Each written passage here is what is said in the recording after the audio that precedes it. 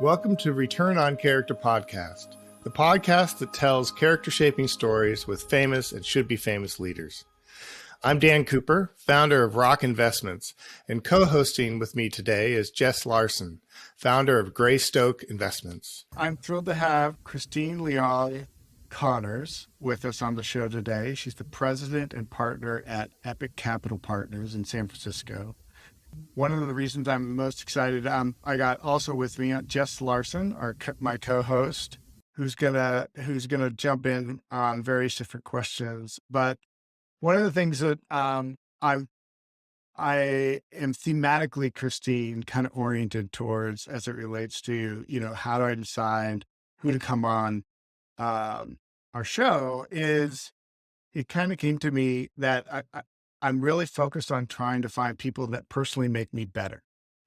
And we haven't known each other a long time, but in all genuineness, the way I've observed you and the way you've interacted with me, you've made me better as a person because you just jump in and you all excited about good things in the world. You trust people. And it's really kind of caused me to do the same for others. So I want to thank you for that, first of all. There's a lot of reasons to have people on shows. Most of the time it's because they're wildly successful or they're famous. I tend to lead more with the kind of people they are. And so that's why I'm most excited having you on. You happen to be wildly successful and I think moderately famous in your circles.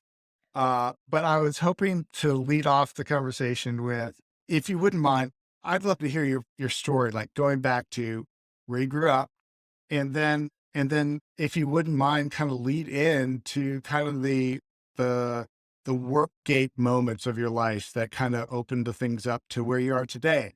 And I'm going to interrupt if you're modest, because I know the areas where you should be kind of tout your own horn because you're a rock star. But I wanted to start with Christine. Would you mind sharing with us your story, where it all began? Sure. And first, I just want to say thank you, Dan, for having me on, and Jess for having me on as well, and for all the incredible things that you just said about me. But I'm honored to be a part of this, and I am actually really honored to have met you and been introduced to you. So I'm excited to do this. I'm excited to see all of the success that your company brings as well. So onwards. Okay. So I grew up in Connecticut, and I don't know if you can't see me on these podcasts, but I am Chinese. And I grew up in Connecticut, where there were Westport, Connecticut, maybe a handful of other Chinese children growing up in Chinese families. My dad was a marketing executive, he would commute into New York every day. So, I grew up playing tennis, field hockey, sports was kind of my thing. And I went to Bucknell University, where I played college tennis for the first couple of years. And then I was studying abroad junior year, and I wasn't really sure what I wanted to do. And quite frankly, if this was at Bucknell University, I was studying in London. My dad was, my parents were the very tiger parents that if I was going to study anywhere abroad, I was not going to go play on a boat and study at sea. I was going to study business in London, and they would then support me to do that. So I did, but then I suddenly realized that I was a junior and I was studying in London. I really wanted to have a ton of fun, but I had no internship before my senior year, and everyone around me did. And I was hard charging, and I was definitely dedicated, but I didn't have that mentorship in kind of someone guiding me through. And fast forward to, I look at my children today, and, I don't think that would ever fly. And so I called my dad, who was a marketing executive at Revlon at the time, and asked him to help me a little bit to find a job. And so he, kind of put me down that path and set me that way. And I think about how different my life would have been if I actually had kind of traveled down that path. But instead, I got a call from JP Morgan while I was in London, and they asked me to come in and interview. And it turns out that my economics professor had recommended me for an internship at JP Morgan. And so, I didn't know much about JP Morgan, except for the fact that every time I would drive by the huge building, I would be enamored by it. It was such a brand name. and in finance. But again, I didn't know that much about it because we didn't have that many family friends in finance. So I interviewed. I went through a pretty rigorous process. I vividly remember, standing at one of those red phone booths, because this is how old I am, on my interview with JP Morgan. I got the job, and Wait a minute. You had an interview with JP Morgan in a red London phone booth. Is that how it happened? Yeah, because I had roommates. Cool. I had to go hide in a phone booth. So that was my first screen. Yes, right. That was my screen. And so I started as an intern. And it was actually in 1998. So I'm telling you my age, during the Asian currency crisis. And my very first job was an Excel spreadsheet with more cells and rows than I can even remember. And my manager at the time, Manuel, said, just dive in the middle of it. You'll figure it out. You'll figure it out. It'll come to you. I'm like, oh, goodness. But it came to me. I learned how to use pivot tables. I learned how to sort Excel spreadsheets. I learned how to work with numbers really quickly. And I figured it out. And then the rest is history. I joined full time in what was at the time, and they still have an iteration of it at JP Morgan, a rotational program. So every 6 to 8 months, I'd rotate to a different part of the firm. So I did a stint in HR, where I worked with the top 16 executives and their compensation. I did a stint in marketing, rolling out the private bank's capabilities. And I did a number of other stints, and then I did one in the private bank. And for me, that was pivotal. And I remembered vividly just the connection point that the advisors had with clients. And the ability. Can you give me an example, Christine? Yeah.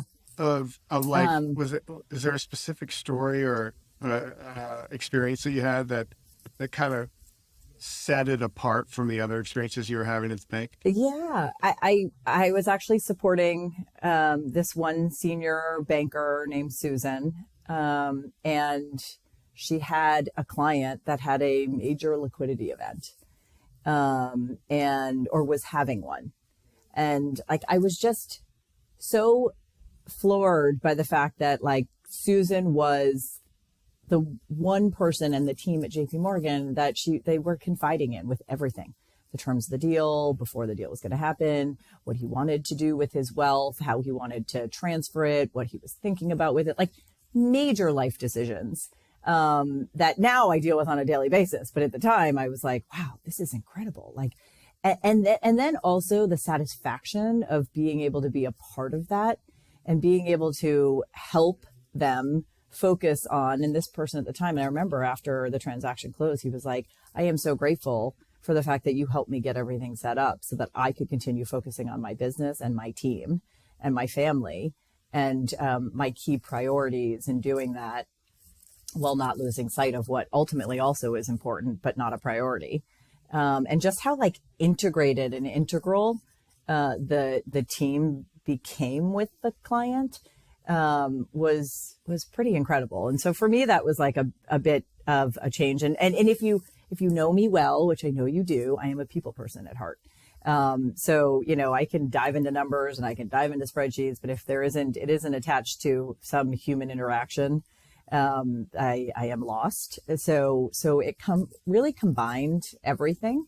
I remember also doing a stint within the asset management business too. And I loved that a lot, but for the fact that I think kind of, CEOs, CFOs, there's a different kind of emotional tie to the wealth and the money they're managing for a company versus when it's truly your own. So that set me on a path that led me from 2001 until April of last year when I moved from JP Morgan, but of an incredible career at JP Morgan where I worked my way Christine, up. Yeah. What did you do at JP Morgan? I mean, you went from an internship to all of a sudden now you're about to leave. I mean, you were in San Francisco. How big an office did you manage? How much assets did you have under that you were overseeing at the time? I mean, but most of all, it's where did you get the hustle? How did you build such a big business in San Francisco? Yeah. Okay. I know it's hard. I'll give you more. I know it's really hard to do. And how did you do it? All right. I'll give you a little more. So I then moved to San Francisco in 2001. and was asked to help run a team and build a business that advised the investment bank clients on transactions. So there I actually learned a ton about pre-transaction planning, tax optimization, tax trust and estate planning in advance of an M&A, a sale, or an IPO. Loved doing that, but wasn't as close to the client because I couldn't keep the client because I was over the wall. So then I moved into covering clients full time, and I did that, and I still continue to do that. And that is like why I get out of bed every day, is that connection with clients. So I did that. And then did that in San Francisco the whole time. And in 2012, right after I'd had my second daughter, so I had, a 4 or 5 month old and a 2-year-old, Mary Erdos, who runs asset management for JP Morgan, under Jamie Dimon, called, and she said, we want you to run the private bank out here. And I think at the time we had about 10 billion, a little over 10, maybe 12 billion in assets, and a small team of 35, 40 people. And so I was asked to come run that. I partnered with a number of people on the team.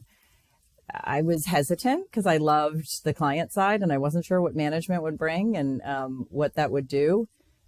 But sometimes you don't chart your own path, and sometimes you're given and you make the most of that opportunity. And I did. And it was actually, looking back in hindsight, they were right. I still was able to work with clients and lead and grow a team. My favorite things about that is not the management piece, but the leadership piece, the mentorship piece, the strategy of building and growing a business. So, really grew and built that I will just fast forward and then I'll go back to kind of the hard work and drive piece. But, I spent my entire career there. I built it up. I was really proud of what I built and the partnerships with the other lines of businesses. And we grew it to about 100 people. We had offices in Palo Alto. We had just opened one in East Bay, about 25 billion in assets, oversaw about 40 billion of clients' assets, but managed actively 25 billion.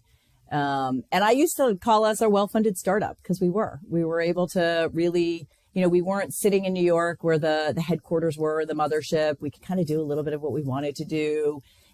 Silicon Valley was this like new cool thing, and, they wanted us to grow it, but we had the resources, well-funded for sure, but we could kind of, chart our own path, navigate it a bit. I remember when I built the client center, it was like, there's no mahogany and there's no, pinstripes. My homage were, I did pinstripe cushion chairs as the homage to New York, but like a little bit different. And we grew it in a big way, and I'm incredibly proud of the team. The people were amazing. The culture was great, and it was a really fun place to be. I think in terms of drive, and I actually just did a talk with my team earlier today. They wanted to learn more about me, and we were talking about just, fun fact is I don't drink caffeine. I wake up every morning at 5:15. I work out for about an hour, a little over an hour or so. And then, I have 2 girls who are, they are 4th grade and 6th grade. And then I, turn on my mom hat for a little bit, and then I turn on my work hat, and I love it. And I think my drive and I've always said that I may not be the smartest person in the room, but I am the hardest working and I will outwork anyone. But my ability to outwork anybody is because I found a passion. And I am truly passionate about what I do. I am truly passionate about helping others, about, guiding, giving, providing advice. At the end of the day, you can break us down to a service-based industry, if you will, in terms of where I work. But ultimately, you don't think of it that way, or I don't, right? It's so much of just wanting to do the best I can and partner with our clients, but also my team members. And so regardless of where it is, EPIQ, which we can talk about a little bit, but JP Morgan, anywhere, my, hard work and kind of hustle just really comes out of like having fun doing it, enjoying it, being passionate about it. And, just having that like sheer drive and determination to want to be better and want to make everything I touch better. One of my dearest and closest friends, Tom Riggs, is the founder of a company called Sunbum. Sunbum was a suntan lotion company, amongst other products that they developed. And Tom sold that company to S.E. Johnson for a big chunk of money, did really well. And I was visiting him one day and he was saying, yeah, all these wealth management people are showing up. They're coming in, they're telling me why, I should work with them. And he goes, there was this one woman named Christine that showed up, and she was the most honest, genuine, like a person I wanted to be a friend with. And there was like no question, like I'm going with Christine. Like there was, and he starts telling me about Christine, and his wealth advisor, and I've never experienced that at all. Right. And then we start working together on, rock investments. And he's like thinking, we got to get Christine involved. She's got to hear about this. And she jumps in and I fall in love with Christine as well. But to me, like I've never seen a pairing, the financial industry is seen as so hard, so impersonal, so, not empathetic, totally about making money only. And I feel like Christine kind of embodies, especially the testimony of Tom Rapes, of Sunbum, kind of the blending of the human side of finance, and and to me, that's like your secret sauce. I don't know how you do that, but it's a pretty miraculous gift that you have. And I can see why you love it, because I can see why Tom loves you, and the impact that you just have had on him. And he's a client of yours. So I just want to kind of lob that in there as an example for other advisors that are listening to this. You know, um, Christine, to me, is an incredible example of the human side of finance that we probably all know or would love to see more of. And anyway, that's the story. Jess, do you have any any questions? Yeah, I got tons of questions. So Christine, can we talk about Ethic for a minute? I was reading your brochure, the one that's registered with the SEC. Will you correct me on these numbers? I think it said like at the end of last year, you guys had maybe like 4.7 billion in AUM, and that you kind of specialize in kind of like those founders or early employees, kind of like the 50 million plus investable assets kind of range. Is that That is correct. That is correct. Okay. Yes. So I guess I'm just fascinated by the space of, wealth management could be seen as a commodity. And there's, about 1,000 other people calling those same folks claiming, I'm different, I'm different. When you think about this empathy, this human side, you talk about being a people person. In your own mind, what does that look like when you're going into this meeting, when you probably might have followed 8 other firms who claim, no, we're different? What are you telling yourself, or what's your mindset going into a meeting like that? Yeah, and it's a great question. And I have been doing this for over 22 years now. And I have always said, we all sound the same. We all look the same on paper. And really, what does differentiate? And, when we're competing against other firms and clients or prospective clients will say, well, what do I ask? And how do I differentiate? Because ultimately, we all say the same thing. I think at the end of the day is, can we deliver? But you don't know that until you kind of get into bed, if you will, quote unquote, because I like to say that this whole process is like dating before you get married. And you want to pick the person with the character and the same values as you, because ultimately at the end of the day, I want to be your advisor, but I also want to be your partner. And in order to share the deepest, darkest kind of secrets and goals that you have as a family and as an individual, like, you have to feel comfortable with the person that you're sitting across from. So, I set out early on to kind of create and build a brand. But the brand for me is always built on the core and the fundamental of who you are. And I believe that if you wake up every single day and you look yourself in the mirror and you're really proud of who you are and what you've done and what you're doing, that it all comes back in spades, no matter what. And you have to stay true and core to your values. I was telling the team earlier today that constantly my family, my husband and I, my 2 girls, we sit and we underwrite our family values all the time. Remind me, girls, what are the Connors core family values? right? And that's no different than I think how I live my life and how I approach everything I do with clients. But it's be empathetic and be transparent, be trustworthy, lead with integrity, do what's right always, and make sure that your clients have to be able to trust you, right? They have to trust that you're giving them the advice based on what is right for you, not what is right for the firm, or for them, I should say, not what is right for me or the firm. And if you lead with that, it does come out. And I have had prospective clients and clients tell me that just early on in kind of the interview process is just like the ability to be empathetic. What is a prospective client looking for, right? The first and foremost, I think, is the connection point. And can I trust? Can I trust you? Can I trust the firm? Are you doing what's right for me? And do you have me and my family's values and goals and best interests in mind as well? It's hard sometimes to parse that out, but it is also something that I have seen in the industry. Like, you could try to compare fees until you're blue in the face, and there's apples and there's oranges and then there's, bananas that are hidden. And it's almost impossible. And that was a big part of why I came to EPIQ too. I loved my time at JP Morgan, but I wanted to be even more independent. And be, even more of a true fiduciary where like we have one fee structure. Actually, it makes it really easy to run a firm, by the way, when you only have one revenue model.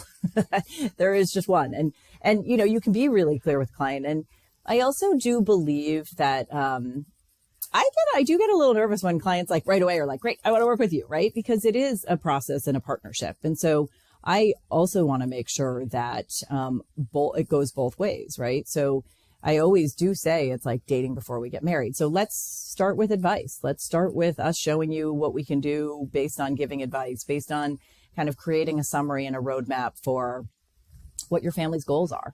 And spending a little bit of time really getting to know that piece of it rather than just saying like, here's how I'd invest, here's the asset allocation, here are the returns that we can drive. Because we can actually add incredible alpha. But I also think a lot of that comes from access. But the access, I also think, is then driven by, are you a firm that people want to work with as well? So it all does come full circle. I also think internally on how the culture you build and the team that you build. We live by that as well, both at JP Morgan, but now here at EPIQ, like we want to work with the right clients. We don't have to bring in every client. And that is also really important for the culture and the team that we're building, but also really important for our team to see that, the clients are selecting us first and foremost, but we also have the ability to pick the right clients too.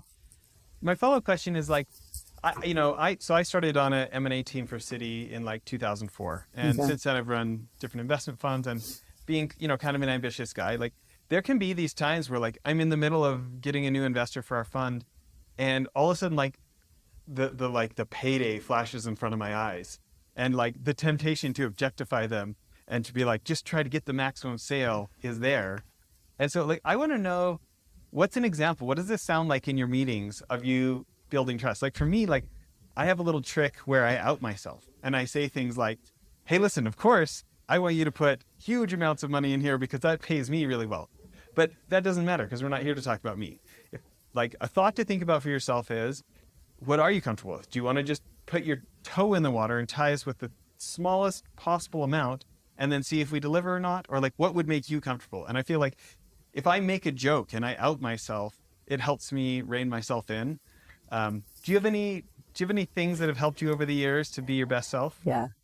Well, I do. I think first is just one of my key strengths is just the empathy piece, right? The constantly putting myself in the shoes of and fill in the blank, my employees, my clients, my prospects, whatever it may be. And if I don't feel comfortable in doing that, then my client or my prospect's not going to feel comfortable doing that.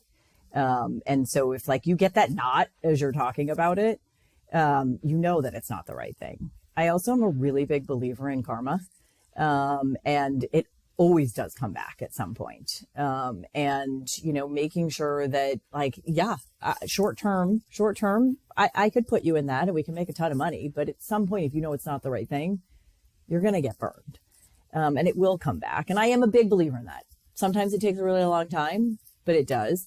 And then my other test that I'm constantly telling the team is the Wall Street Journal test, or the New York Times, or Page Six, or whatever you want to say. But like, if that ended up on the front page, how would you be proud of it? Like, would you be proud? And if the answer is no, then you shouldn't be doing it. And we use that for like everything. If we're going to send something out to a client, like if that gets forwarded and ends up on the front page, like, do we feel good with that? Materials that are going out, are we proud of that? So I think that is like a core fundamental value that I do really believe is important to lead by, and lead by example with as well. Because yes, I mean, this industry is there's a lot of us. There's a lot. And then there's brokers, and then there's RIAs, and then there's, wealth managers, and like, it's just really confusing and hard. So I do think fundamentally it is really important to make sure that you're with someone that you trust, and then you're with a firm that has built a foundation, is built on a foundation of kind of culture and values, that you believe in and are aligned with as well. I love that. Well, I have a whole bunch more questions, but I want to let Dan have a turn. Dan, what do you think? I'll take a couple. Why don't you, that's a great segue into EPIQ. Tell us about why EPIQ, and why you made that transition, and a little bit about the firm that you're with today. So as a non-risk taker, a lot of my friends were very shocked that I decided to make a move after 22 years at the same firm. So that alone should tell you about kind of just the incredible nature of EPIQ and how fortunate I was to be approached and asked to join the firm. But I think when you are presented with an opportunity, and when I was presented by Chad, who is our founder and CEO, to partner with him, I think first the key is the partnership. So he approached me with the opportunity to partner, not to work for him, not to, come join the firm. And I think that the choice of words are really important. And it's not because of the ego. It's because of, if you want to come over and build something, I wanted it to be a partnership. So that was kind of the first part. And I wanted to be able to not only kind of bet on myself, but also like have an impact on what I'm doing. The second piece was when you join a firm where the founder is still the CEO, you have to make sure that you really, really get along with and understand with, and, have that connection and the same vision and values with the person that you're about to partner with. And that was really key. I'd been approached by a lot of different firms and different opportunities along the way. And either I didn't believe in what they were building, or I didn't, believe in the partner or how they were building it and the leadership.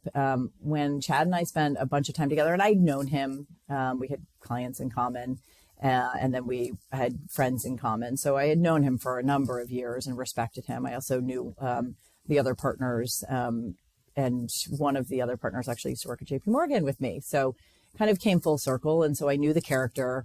But Chad and I spent a lot of time kind of digging into what we wanted, were our values aligned, was our vision aligned for where we wanted to take the firm. And the answer was yes. And yes, in like a really exciting way, right? Like quick history, Chad spun out of another very successful large firm that he had helped build previously. And a big part of that was he wanted to go back to like driving it towards the core of what he wanted it to be and his vision and values for his firm. And those were, we don't want to be the biggest. We don't have to be the biggest. We want to be the best at what we do. We don't want to sacrifice advice or execution. Delivering the best of that was paramount. And how we do that for our clients was key, but we didn't want to sacrifice our values or our integrity or anything else along the way in providing that for our clients. And we wanted to be able to work with the right clients, the clients who value and see what we do for them in the same way that we value them as clients, right? I always say, like, you want me as your advisor to get up out of bed every day thinking about you. In the same way, when you're a client, that I want you to get out of bed thinking about me every day, right? And so, I think it's like, otherwise you're not a relevant kind of player in their life, and vice versa. The culture that Chad built was also incredible. The people here are hardworking. They appreciate one another for who they are.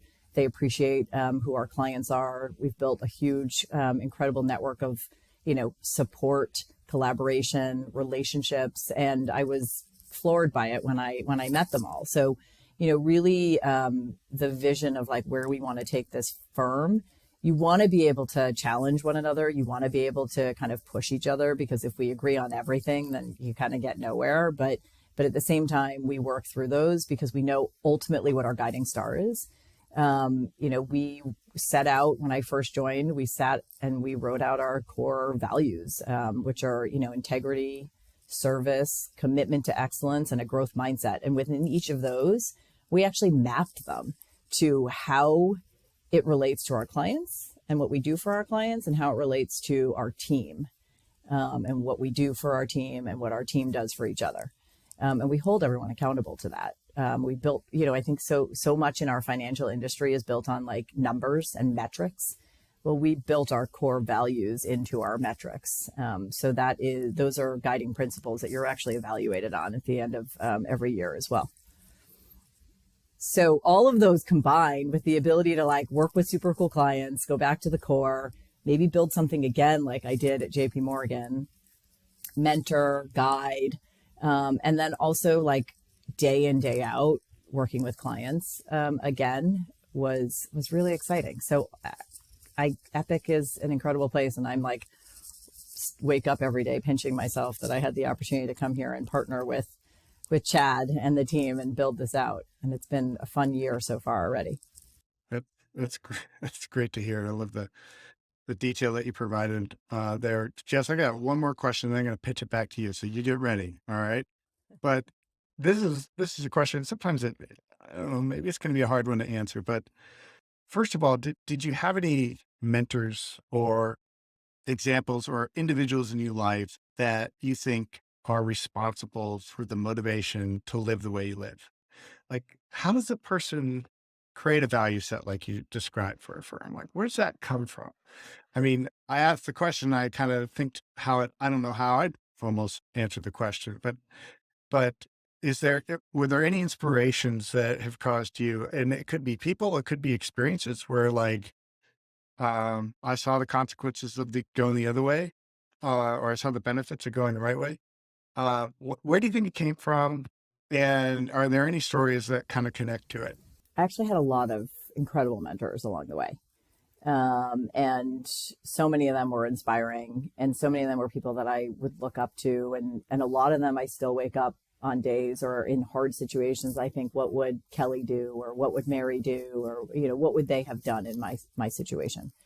But I think what helped ultimately form who I am and how I lead is by taking and really observing and then like filing away the best examples of their mentorship along the way and their leadership. So I personally believe that I hopefully am the amalgamation of like all of those experiences that I've observed and watched over the years, because I plucked like that amazing best practice or that amazing approach or that incredible moment. And I've filed them all away to kind of refer back to. So it's almost like I draw from all of those and have made them my own, and have helped really form kind of who I am and how I lead. But, I also think that, and I've always said, like, it's so important to build your mentors, your sponsors, which are different than mentors, because I always like to say mentors talk to you and give you advice and help guide you, and sponsors talk about you when you're not in the room and help you with your career and help kind of progress you along, to like build and round out your personal board of directors. Like, I have my personal board of directors, but I also have like my personal board of like experiences and observations that I've seen along the way to kind of form who I am and how I lead today. And by the way, some of them are not great ones either, right? Like, I've definitely taken away of like, I don't want to be a leader like that. And I certainly don't want to manage that way, to also help shape and form who and how I lead today. But I'm still really close friends with so many of them, and I admire them. I mean, to me, one of the things that is key to an empathetic person is a person that's kind of maybe struggled themselves or know what pain is or can relate with it and see it in others. I mean, was there any character defining moment in your life that you think really kind of amplified your ability to empathize with your clients and other people? Well, let's see. A character defining moment for me on like leadership was, and I vividly remember this still to this day, was when I didn't make managing director the first time around. And for those of us that have been at very large investment banking firms, you know what a rigorous process it is. You know what a public process it is. And you know how slightly humiliating it is when you don't make it the first time around. Having said that, I had two paths I could take. One, I could get really pissed off and like be bitter at everybody and blame everyone except myself. Or I could say, okay, there's a reason why. And what are my kind of lessons learned and takeaways from that? And, you know, a couple of those were, and I'm saying this all publicly, so I'm like, you know, digging deep here in my humility, but sorry, you know, Christine, I didn't mean to do that to you. It's okay. It's all good. You know, one was first and foremost that nobody had the kind of, you know, guts to tell me previously what my blind spots were and what my, you know, the feedback was. So that was a little bit disappointing. And then, you know, the feedback was that I was too tough. I was too hard. I had a high bar and I didn't suffer fools in the right way. And, you know, like that was incredible to hear, but it was also hard. But it also made me reflect. And I think or I know, that did two things for me as a leader. One, I am super focused, and I talked about this with the team today, about transparent feedback. It is so important to give the feedback, even the hard feedback. And the hard feedback is the hardest feedback to give. But it's important because if you don't get feedback and you work with someone for a very long time and you don't get feedback, it means that they don't care about you because they're just telling you how great you are and they're not helping you get better. So that is kind of how I lead here. And the second piece is also just, to be softer, to be a little more empathetic, to hold that high bar and to have that really high standard, but to be aware of it, right? Like I'm constantly saying to Chad, okay, I know I have a really high bar, but keep me in check here. Is this, you know, should we be thinking about this? Or, and, you know, I'm super aware of it, but it made me a more empathetic, vulnerable leader, if you will. Well, I kind of want to continue on the same subject. You know, I was thinking about another interview of yours that I had watched with Worth Magazine, and you talked a lot about interacting with founders who are either having a liquidity event or had recently had a liquidity event. And I think that, you know, kind of like Dan talked about his friend, like all of a sudden all sorts of people coming out of the woodwork and want your money at a time like that. And I think my question has to do with this idea of building trust at that moment when a high net worth client might be extra suspicious and a little, you know, they might have shields up, right? And so this idea of showing up with character and integrity and empathy to kind of invite them to maybe lower the shields a little bit and see the real you. Well, let's start with this. What's one of the mistakes that you see other folks in the industry make at a time like that with you know, a high net worth founder? They come in with a presentation, and they talk at you and they tell you all the things that they're going to do to help you. And they give you an investment plan. Like the last thing that I want to be thinking about if I'm about to sell my company and have liquidity is like where to put my money or how to invest it. Because first of all, I'm figuring out like, how do I make sure that the whole world doesn't see 1,000 people are calling me? How do I protect my children? How do I think about that? Like I'm supposed to think about my risk tolerance immediately. I mean, it's crazy, right? So, but that's like natural, right? That's how the industry gets paid. That's how the industry makes money. The industry makes money when your money is put to work, right? Whereas again, like if hopefully I'm doing this for the next like 20 plus years, that'll come, right? And that'll come over time and you'll hopefully stay invested with us for a very long time. So there's no need to rush that. But I always say, like, let's get the house in order. Let's help you prioritize and get done the things that are keeping you awake at night. And if you don't know what the things that are keeping you awake at night, I can help you because I have the pattern recognition of having seen it before to help you think through the things that might eventually keep you awake at night, or if they're not, kind of maybe should, and we should just work on those things, right? But that's getting the house in order first. So first and foremost, it's just like, where are you going to wire the money, and how are you going to keep it safe and know that it's safe? And you don't want to pick up pennies in front of a steamroller. You just want to know that it's there, so that you can like turn around and say, okay, what do my spouse and I, or you're my partner and I, or me personally, if you're single, like, what do I want to accomplish with this? How do I think about the buckets of wealth? How do I think about creating a legacy? How do I think about the tax implication? And oh, by the way, like, what does my employment agreement look like? Because I might actually, have to stay on at this new company. And so how do I even think about that? Right. So those are all the, like, I think short-term, near-term considerations. And it's just getting the client to like open up and understand and talk through kind of what is key, what's on their mind, what's important. And then either helping them find those answers or connecting them with the right people that can, so that we can kind of check off the, like, what's going to keep you awake at night before we start putting your money to work, determining your asset allocation, and charging fees. So, I'm a big believer in kind of, being a net giver, always leading with advice. Like, life is long, relationships are long, careers are long, and the world is really small. So, if you kind of always just do what's right, and that also goes back to, like, if I were in that scenario and, I was in that liquidity event moment, like, it's so overwhelming. And I think some of that is because I've seen it so many times with so many clients. Now you really have that empathy. But again, it's that, like, the empathy piece and the put yourself in their shoes. And the last thing they want to hear or see is like you talking at them and here's a presentation on how I'd invest your wealth. I love that. It has things in common with so many of the highest achievers that I've been able to interview on the show. Another Chinese superstar in my mind, Eric Yuan, who started Zoom. Love Eric. I had him on the show before Zoom was worth 17 billion, right? And he was just so obsessed with what's in it for the customer. I mean, like, beyond obsessed, right? With what's in it for the customer, so what's in it for him. And long-term thinking, just constant long-term thinking, and what's in it for the investor, and look what that's done for him. So I'm not surprised it's been so successful for you.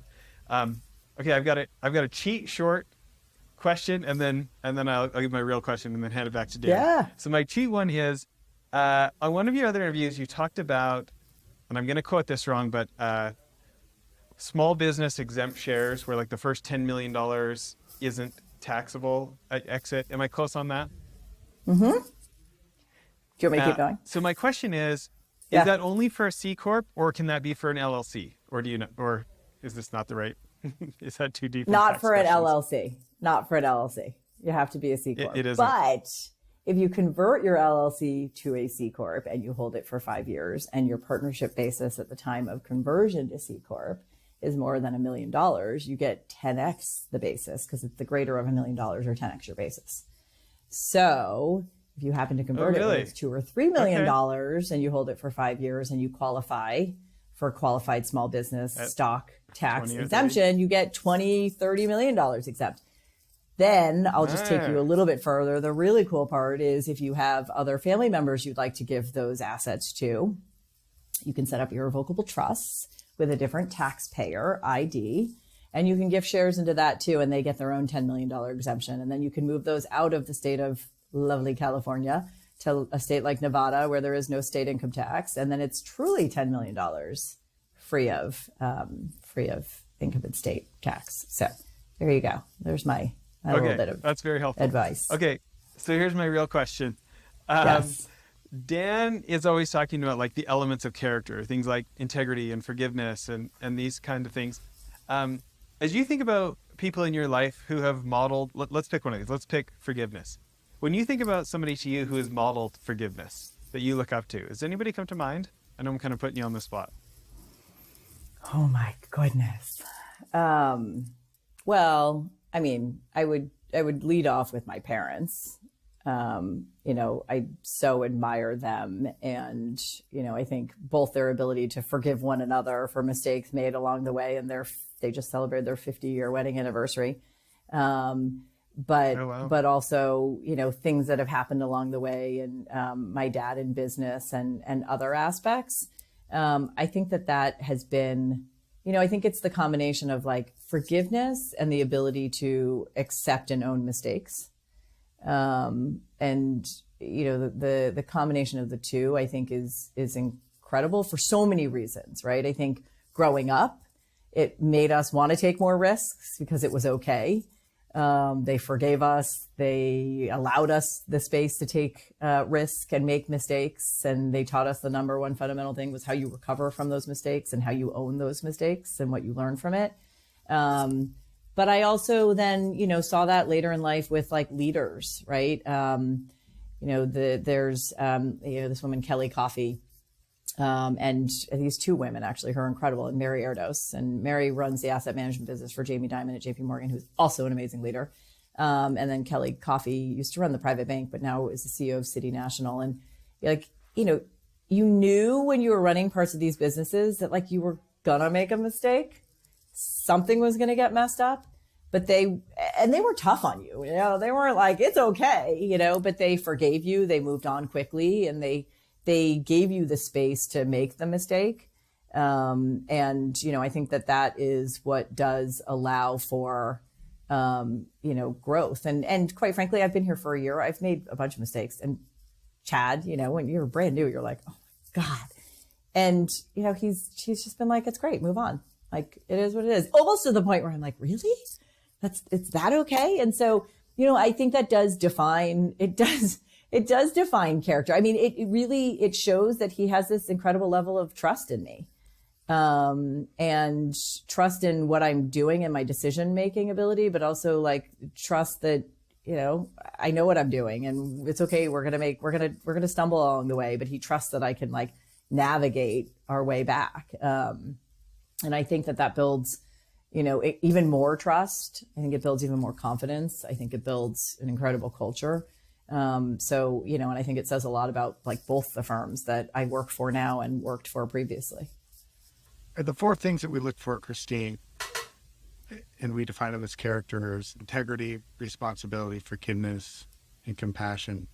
And most of the time people get like integrity and responsibility, but lots of times people are surprised by the forgiveness and compassion side because it seems so soft, But what you're speaking to of your experience on the forgiveness side, it's like the bedrock piece of building trust for the team, right? And it's not an obvious thing that one would. I don't think I've ever seen it as a bullet point in being a great leader. You need to have a high level of forgiveness. So it's pretty cool to hear you speak into that a little bit. I guess one of the questions I've been wanting to ask before we close up is that, I'm an entrepreneur. I'm launching a new idea in the finance world that is based on behavior and leadership.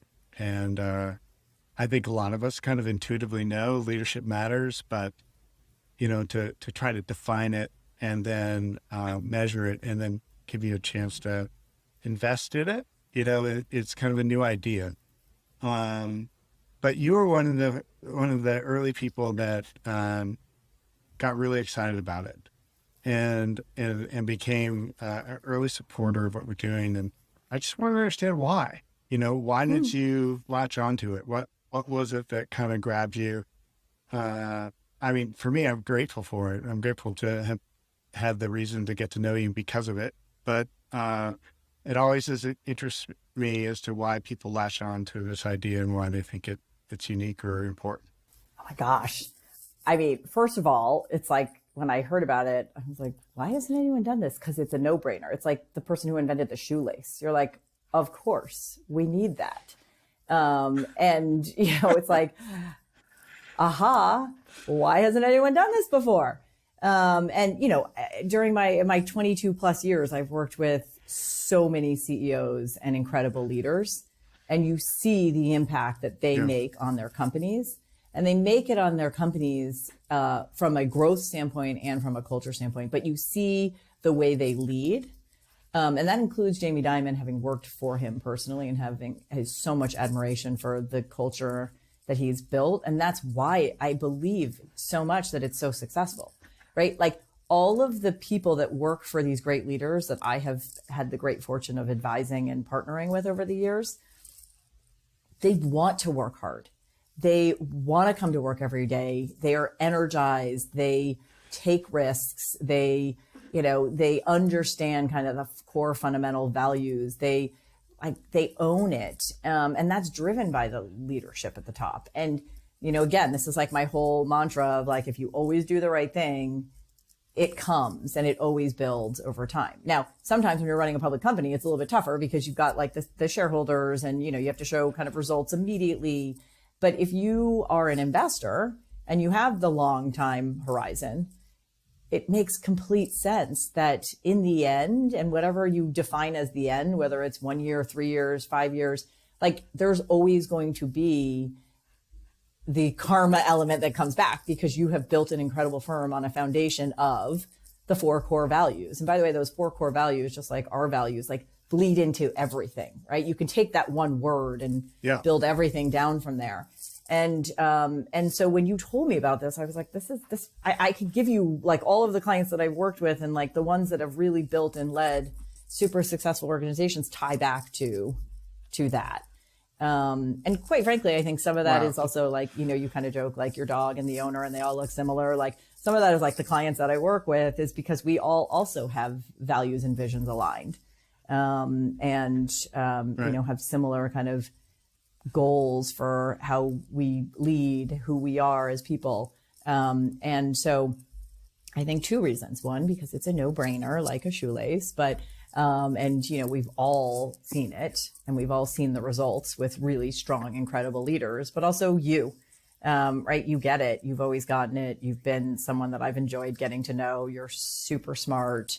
It's like, when you see a visionary and you meet a visionary, like you are a visionary, you see it, you understand it, you get where it's going, you get how it drives results and returns. And I'm super confident in what you're building and I'm so excited. So that was why I jumped in on the boat. Jumped out. Yeah, sweetest. Thank you so much. I didn't expect that compliment. That was very kind. Well, I'm just thrilled to know you. And one of the things that I think as a community of folks that, in all seriousness, I think character matters. It's one of the most hyper-connective ways to bond with people if you kind of value the same things. You can exponentially share and trust one another so much faster. And so I think that's one of the reasons you and I are here on this podcast. And that's one of the reasons Jess jumped on board too and wanted to promote what we're trying to do. It's the common thread, and I think it's been really so fun. And, I think at the end of the day, like we all surround ourselves with smart people because, you're incredibly smart. Jess is incredibly smart. I'm smart. Like we're all in this industry for a reason, but you stay here and you're successful because of what your core values, your integrity, how you lead and how you build it. So, I've had a ton of fun getting to know you and Jess. I'm excited to get to know you even more. And to see, I have so many more people you guys can bring on and talk to as well. Can I know we're supposed to be done. Can I ask one bonus question here? Yeah, keep going. So fun. Okay. As long as there's a prize of some sort, Jess. Do you have a prize that you're offering? I just feel like, somebody like Jamie Dimon, in the news a lot, but most of us are seeing him from the outside in. Do you have one little story or do you have one example or some comment about what it's like to actually work with him and why you have the respect you have for him when you have seen behind the curtain? Oh, goodness. I have a bunch. I mean, let's see. So I had the great fortune of being able to work really closely with him. And he, he's someone who, well, I have 2 examples that I'm going to share with you. One and first is he had his throat cancer that he survived. And I was talking to him one day, and a very dear friend of mine was diagnosed with similar throat cancer. And it was before an event. He was in town and we were talking, and I mentioned to him how a friend of mine was diagnosed with the same type of cancer. And he said, yeah, I'd be willing to talk to him. why don't you connect us? And my friend's name was John. So I connected them. Jamie took time out of his day on July 4th weekend to have a conversation with my friend John. And for the following 2 or 3 years, 4 years, they both survived it. And every time I saw Jamie, he asked how John was doing. He remembered John's name. He remembered John. I mean, do you know how many people this man meets on a daily, regular basis? And you know, how many tens of thousands of clients? Right? I mean, hundreds of thousands. So like that is the human element of who he is, and his character. I think, something really cool was, so I started doing this women's healthcare event, during the healthcare conference, which is like famous for JP Morgan. And it was every January. And, you know, about 10 or 11 years into it, I finally managed to get Jamie there, and he came. And he showed up, and we had about 150 plus senior level, C-level executive women and venture partners in healthcare. And it was incredible to see that number grow over the years. Right. And Jamie came in, and I'll never forget it. He came in and he, you know, kind of like looked around, he did his thing. And this was actually shortly after, he I think had a year or so after his throat cancer operation and whatnot. And he kind of like couldn't project as much, but he was like, I got a question. Who are all these women? Why are they all so excited? And why do they love you and JP Morgan so much? Right. And I'm like, they're just senior level executives, and they're so psyched to be brought together. Right. Like and they're grateful and thankful that JP Morgan, and I representing JP Morgan, like pulled them all together. Right. And it was kind of like an easy answer, but an aha moment. And I admire him so much for kind of seeing that opportunity, for realizing that it was something that had been missing. And he turned around, went back to New York after, and created what is now called Women on the Move, both internally and externally, taking advantage of bringing women together and creating kind of these networking opportunities, putting them all in a room, celebrating them, and connecting them.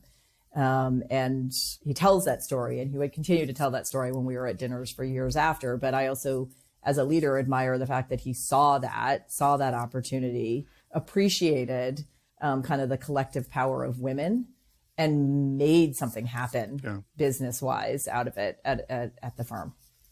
Well, your data point, along with a few others in our research, was the reason that JP Morgan's part of our return on character fund. So we are, he represents the finance sector for us. That's so great. I'm still a shareholder all my years there. So yeah, no, it's great. It's great. That's awesome. Jess, anything else on your side? No, this is so fun.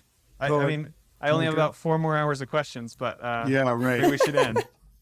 Well, I hope we can all get together in person one day. But again, thank you so much for your time and sharing your thoughts, your honesty, and your thinking and creativity around your career and how you live life. It's very inspirational. Well, thank you. Thank you for having me. I'm honored, as I said. So I feel like I'm around 2 celebrities, making me a little nervous. But thank you.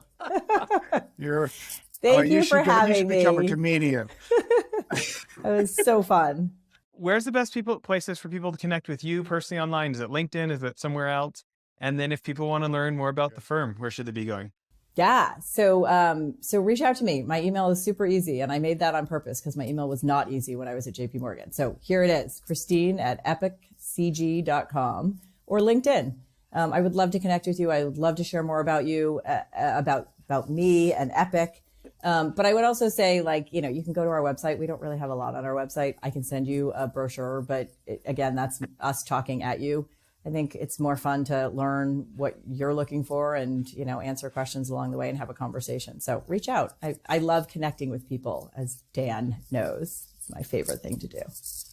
And Epic is EPIQ, correct? Yes. Thank you.